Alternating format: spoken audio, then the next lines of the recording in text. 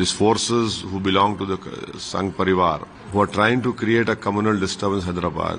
Majority of these incidents are happening in night time, and it is happening on an issue which has no relevance at all. They are trying to create a communal controversy. Some say a poster was torn, some say something happened over there. My concern is that what is the local police doing over there?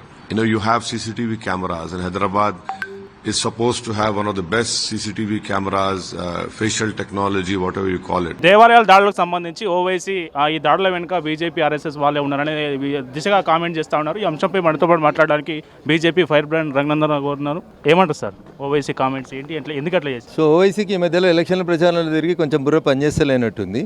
మా దేవాలయాల మీద మేము దాడి చేసుకోవాలనేటువంటి నీచ సంస్కృతి మాది కాదు. అదేమనంటే మీ సంస్కారంలో, మీ సంస్కృతిలో, మీ పార్టీలోనే ఉంది, మీ మతంలోనే ఉంది తప్ప హిందువులు ఎవరు కూడా వాళ్ళ దేవాలయాల మీద వాళ్ళు మాట్లాడుకోరు, వాళ్ళ దేవాలయాల మీద వాళ్ళు దాడి చేసుకోరు. వాళ్ళు ఎప్పుడు కూడా అట్లాంటి తప్పుడు ఆలోచన చేయరు. ఈ తప్పుడు ఆలోచన ఏమైనా చేస్తారంటే మీరే చేస్తూ ఉన్నారు. మీ చేత ప్రేరేపించబడినటువంటి సూడో ఇంటెలెక్చువల్, సూడో మేధావులు ఎవరైనా తప్పు పని చేస్తే దానికి పూర్తి బాధ్యత మీదే తప్ప మాది కాదు.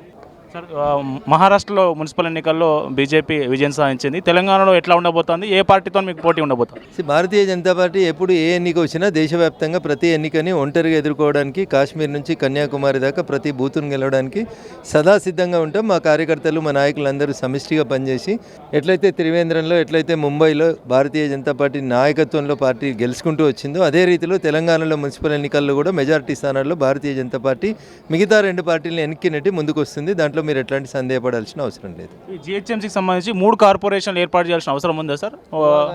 ఊహాగానాల మీద చర్చించే బదులు ఒకవేళ అన్ని పార్టీల సమావేశాన్ని పిలిచి 3 ముక్కలు చేస్తాడా, 4 ముక్కలు చేస్తాడా, ఆయన ఆలోచన ఏందో అడిగితే అప్పుడు మా అభిప్రాయం చెప్తాం. వేగ్గా పత్రికలలో వస్తున్నటువంటి వార్తల మీద స్పందించాల్సినటువంటి అవసరం ఇప్పటికిప్పుడైతే లేదని నేను భావిస్తూ ఉన్నా.